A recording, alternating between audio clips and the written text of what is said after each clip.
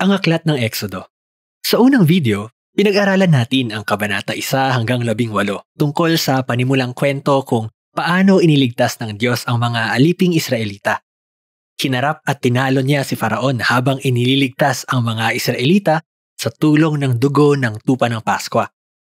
Pagkatapos ay pinalaya ng Diyos ang kanyang bayan. Itinawid sila sa dagat at pagkatapos ay sa disyerto kung saan sila nagmaktol at nagreklamo. Ngayon, magbubukas ang ikalawang bahagi ng aklat ng Exodo kay Moses habang pinapangunahan niya ang mga Israel sa paanan ng bundok Sinai kung saan tinawag ng Diyos ang Israel para pumasok sa isang personal na kasunduan. Makakarating tayo ngayon sa isa pang mahalagang bahagi sa kwento ng Biblia dahil itinutuloy dito at binubuo ang pangako ng Diyos kay Abraham. Tandaan mula sa aklat ng Genesis. Nangako ang Diyos na gagamitin niya ang pamilya ni Abraham kahit papaano para ibalik ang pagpapala sa lahat ng bansa. At higit pa dyan ang malalaman natin dito.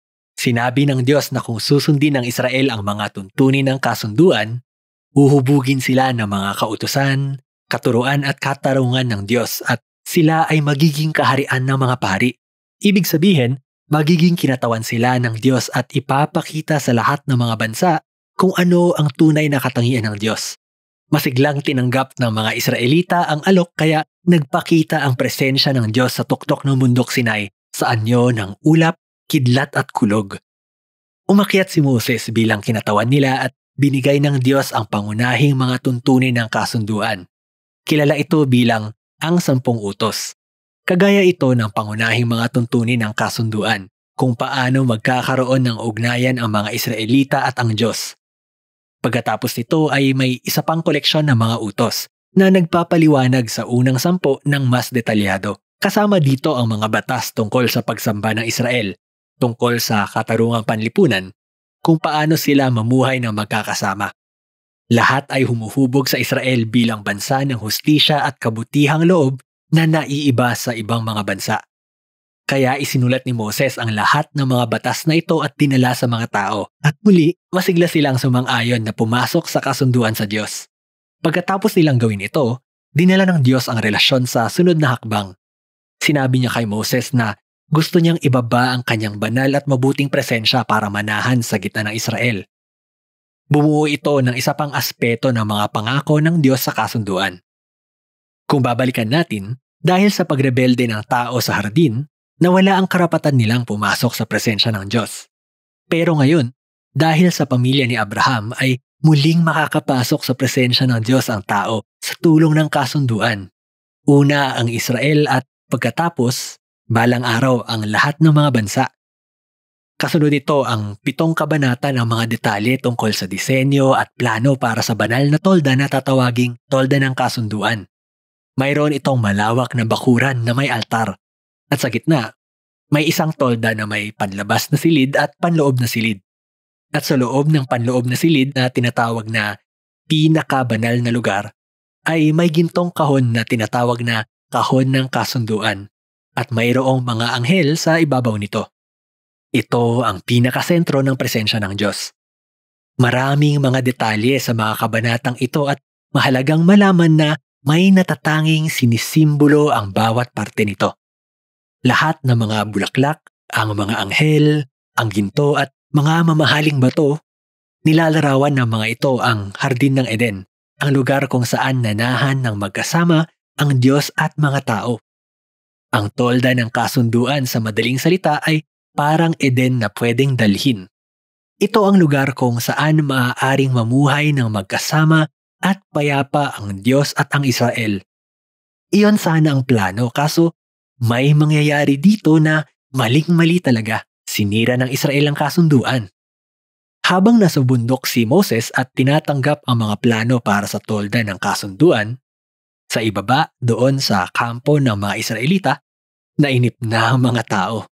Kaya hiniling nila sa kapatid ni Moses kay Aaron na gumawa para sa kanila ng Diyos-Diyosan na gintong baka para sambahin nila bilang Diyos na nagligtas sa kanila mula sa pagkaalipin sa Egypt. Ang presensya ng Diyos ay nandun mismo sa tuktok ng bundok. Nakikita nila ito, pero ito sila sa ibaba. Nilalabag ang unang dalawang kautusan sa kasunduan na sinang-ayunan nila kailan lang. Walang ibang Diyos at walang mga Diyos-Diyosan. Napakalaga ng susunod na eksena. Alam ng Diyos ang nangyayari sa ibaba kaya una niyang ipinakita kay Moses ang galit at hinanakit niya. Sinabi niya kay Moses ang gusto niyang gawin. Gusto niyang lipulin ng Israel, pero nakiusap si Moses at umapela sa likas na katangian ng Diyos. Sinabi niya, una sa lahat, ang paglipol sa Israel ay pagtalikod sa mga pangako sa kasunduan mo kay Abraham. Pagkatapos ay umapela si Moses sa reputasyon ng Diyos sa mga bansa. Ano ang iisipin nila pag nakita kanilang nililipol ang sarili mong bayan? Kaya nakinig ang Diyos sa apela ni Moses at nahabag siya. At kahit pinaranas niya ang kanyang katarungan sa mga nagpasimuno ng pagsamba sa mga Diyos-Diyosan, pinatawad niya ang bayan sa kabuuan at nangakong pagtitibayin muli ang kanyang kasunduan. At sa puntong ito mismo ng kwento, inilarawan ng Diyos sa kauna-unahang pagkakataon ang kanyang likas na katangian kay Moses. Ayon sa kanya, ang Panginoon ay maawain. Siya ay mabuti. Hindi siya nagagalit agad, talagang tapat sa kasunduan. Pinapatawad niya ang kasalanan pero hindi niya hinahayaang hindi maparusahan ang masasama. Kaya may tensyon dito. Ang Diyos ay puno ng habag pero kailangan din niyang panagutin ang kasamaan kung sinasabi niyang mabuti siya. Higit sa lahat, tapat ang Diyos sa mga pangako niya kahit na alam niyang hindi tapat ang mga tao na nakipagkasundo sa kanya. Kaya pagkatapos na muling pagtibayin ang kasunduan sa mga Israelita, inutusan ng Diyos si Moses na ituloy ang pagtatayo ng tolda ng kasunduan. Mayroon ulit tayong 5 mahabang kabanata na naglalarawan ng detalyado sa pagtatayo ng banal na tolda. Aabot ang lahat sa huling kabanata kung saan natapos na ang tolda ng kasunduan. Bumaba ang maluwalhati at banal na presensya ng Diyos at nanatili sa tolda kaya nabuhay ang ating pag-asa. Sinubukang pumasok ni Moses sa tolda pero hindi niya ito magawa. Hindi niya talaga kayang pumasok at doon natapos ang libro. Parang nakakagulat, di ba? Pero hindi talaga kung iisipin. Makikita natin ngayon kung paano nasira ng kasalanan ng Israel ang relasyon niya sa Diyos sa maraming paraan. Isipin mo, nagbukas ang libro sa masamang banta ni Faraon sa Israel at ang masamang epekto nito sa pangako ng Diyos sa kasunduan. Pero ngayon, sa pagtatapos ng libro, ang Israel ang naging pinakamatinding kalaban nito. Ang kanilang kasalanan ang nagbabantang sumira sa hinaharap ng kasunduan. Kaya ang tanong sa pagsasara ng libro ay, paano lulutasin ng Diyos ang problemang ito sa pagitan ng kanyang kabanalan at ng kanyang kabutihan at ng kanyang presensya at ang nakakasirang kasalanan ng sarili niyang bayan sa ilalim ng kasunduan? Ang solusyon sa problemang ito ay laman ng susunod na libro. Pero sa ngayon, yan ang aklat ng Exodo.